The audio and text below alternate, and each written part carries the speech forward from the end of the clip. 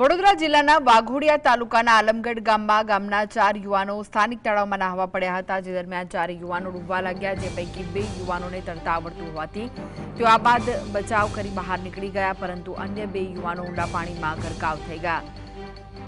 ગરકાવ થયેલા યુવાનોની ઓળખ અમિત સુરેશભાઈ તડવી અને શૈલેષ રમણભાઈ સોલંકી તરીકે થાય છે। ઘટનાની જાણ થતાં જ જરોદ પોલીસ અને ફાયર બ્રિગેડનો કાફલો ઘટના સ્થળે પહોંચ્યો હતો।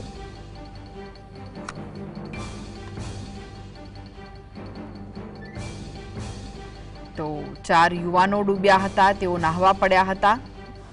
4માંથી 2 યુવકોને તરતા આવડતું હોવાથી તેઓ બહાર નીકળી આવ્યા હતા, પરંતુ 2 યુવકો છે તે ઊંડા પાણીમાં ગરકાવ થઈ ગયા હતા।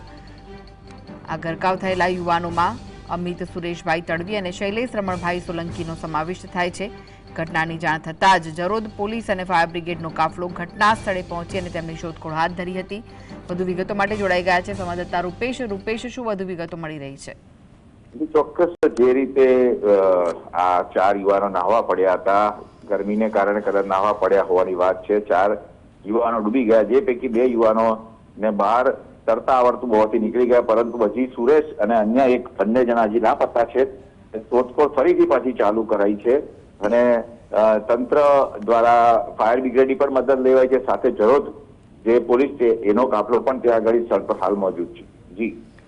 જી આભાર રૂપેશ, માહિતી આપવા માટે।